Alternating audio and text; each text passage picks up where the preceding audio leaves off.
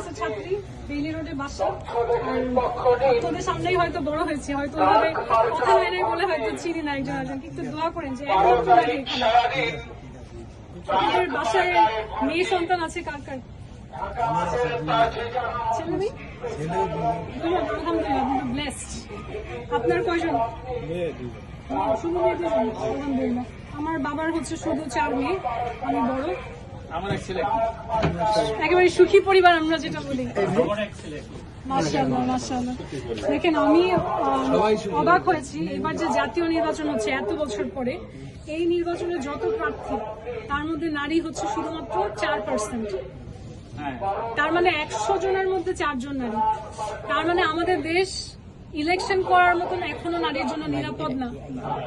এবং আমার একটাই উদ্দেশ্য, ঢাকা 8 যতটুকু এলাকা আছে এই জায়গাটা আমি কথা দিয়ে যাচ্ছি, আমাকে যদি সত্যি দেখেন এমপি হতে 5 বছর পরে, যেহেতু আমার এখানেরই মানুষ, এসে হিসাব নিবেন আমি আসলে সেটা করেছি কিনা।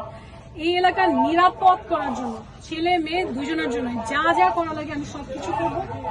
রাত্র 2টা হোক 3টা হোক, একেবারে উন্নত বিশ্বের মতন আপনারা এখানে একদম মাথা উঁচু করে চলাফেরা করবেন নিরাপদ। দোয়া রেখেন।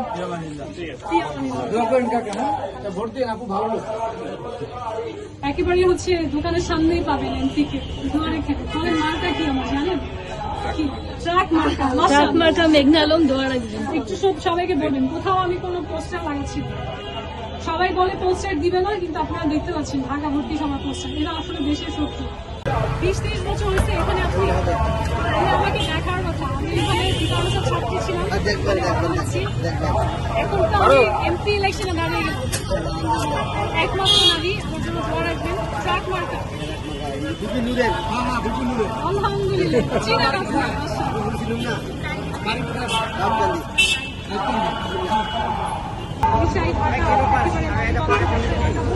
নারী পুরুষ সবার জন্য নিরাপদ।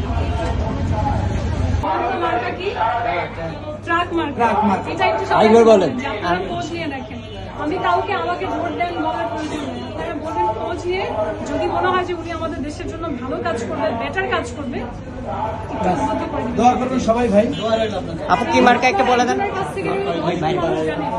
এটার চেয়ে বড় প্রমোশন আর কোনো পরিবেশের ক্ষতি করে পোস্টারের কোনো প্রয়োজন নেই। মানুষ এটাকে ভালো করে, এর জন্য সবাই আস্থা নিয়ে না দেখেন, সবাই দেখেন, দেখতে তো হয়। মন থেকে আস্থা করে তার নিশ্চয়ই টাকা দিয়ে কেনা আমার মার্কা থেকে যাবো। ট্রাক মার্কা। ওয়েল ডান, মাশাআল্লাহ। তাহলে কি পড়াশোনার কোয়ালিটি তো মনে হচ্ছে ভালো হয়েছে। যাই আমাদের এলাকায়, যাই আমাদের সেটা আমি একটু যাই আমাদের এলাকায় যাবো ইনশাআল্লাহ। আমি 11 বছর ধরে রাজনৈতিক প্রশিক্ষক হিসেবে কাজ করছি, সারা পৃথিবীতেই কাজ করছি।